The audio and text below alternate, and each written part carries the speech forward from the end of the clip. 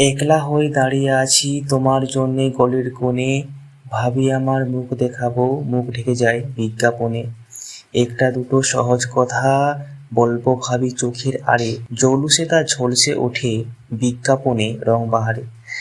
কে কাকে ঠিক কেমন দেখে বুঝতে পারা শক্ত খুবই, হারে আমার বাড়িয়ে বলা, হারে আমার জন্মভূমি। বিকিয়ে গেছে চোখের চাওয়া, তোমার সাথে ওতপ্রোত, নিয়ন আলোয় পণ্য হলো যা কিছু আজ ব্যক্তিগত। মুখের কথা একলা হয়ে রইল পড়ে গলির কোণে, ক্লান্ত আমার মুখোশ শুধু ঝুলতে থাকে বিজ্ঞাপনে। শঙ্খ ঘোষ রচিত মুখ ঢেকে যায় বিজ্ঞাপনে কবিতাটি তার রচিত কাব্যগ্রন্থ মুখ ঢেকে যায় বিজ্ঞাপনের অন্তর্গত। এটি তার কাব্যগ্রন্থের নাম কবিতা। কাব্যগ্রন্থটি প্রকাশিত হয় 1984 সালে। কবিতাটি 1984 সালে প্রথম দেশ পত্রিকায় শারদীয় সংখ্যায় প্রকাশিত হয়েছিল। কবি শঙ্খ ঘোষের এই কবিতাটি আধুনিক যন্ত্র সভ্যতার আগ্রাসনে বিপন্ন মনুষ্যত্ব এবং বিপণন সংস্কৃতির দাপটে হারিয়ে যাওয়া ব্যক্তিগত আবেগের এক দর্পণ। কবি শঙ্খ ঘোষ তার এই কবিতায় সমকাল এবং সমাজ বাস্তবতাকে অতি নিপুণভাবে ফুটিয়ে তুলেছেন। কবিতাটিতে কবি দেখিয়েছেন কিভাবে আধুনিক পুঁজিবাদী সমাজ ব্যবস্থায় মানুষের অস্তিত্ব গৌণ হয়ে দাঁড়িয়েছে এবং পণ্য হয়ে উঠেছে মুখ্য।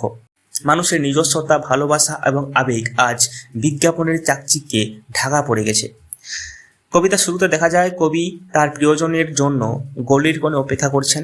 তিনি চান তার অকৃত্রিম মুখটি প্রিয়জনকে দেখাতে, কিন্তু সমস্যা হলো চারিদিকের বিজ্ঞাপনের ভিড়ে সেই আসল মুখটি আর চেনা যাচ্ছে না। কবি আক্ষেপ করে বলেছেন, ভাবি আমার মুখ দেখাবো, মুখ ঢেকে যায় বিজ্ঞাপনে। এখানে মুখ হলো মানুষের প্রকৃত সত্তা বা পরিচয়, যা আজ বিজ্ঞাপনের প্রচারের আড়ালে হারিয়ে গেছে। মানুষের মনের সহজ সরল কথাগুলো আজ আর সহজ নেই। বিজ্ঞাপনের রংবাহার ও জৌলুসে তা ম্লান হয়ে গেছে। কবির মতে আমাদের ব্যক্তিগত অনুভূতি, চোখের ভাষা সবই আজ পণ্যে রূপান্তরিত হয়েছে। বিজ্ঞাপনের নিয়ন আলোয় আমাদের গোপনীয়তা বা ব্যক্তিগত আবেগও আজ হাটে বিকিয়ে গেছে। কবিতায় বলেছেন, নিয়ন আলোয় পণ্য হলো যা কিছু আজ ব্যক্তিগত। বিজ্ঞাপনের এই মায়াজালে কে আসল আর কে নকল তা চেনা দায়। পণ্যকেন্দ্রিক এই সমাজে মানুষের বিচার হয় তার বাহ্যিক চাকচিক্য দিয়ে। কবি এখানে নিজের জন্মভূমির অসহায় অবস্থাকেও ব্যঙ্গ করেছেন। যেখানে সত্য ঢাকা পড়ে যায় মিথ্যা প্রচারের আড়ম্বরে, সেখানে মানুষের সহজ চাওয়া পাওয়াগুলো মূল্যহীন হয়ে পড়ে।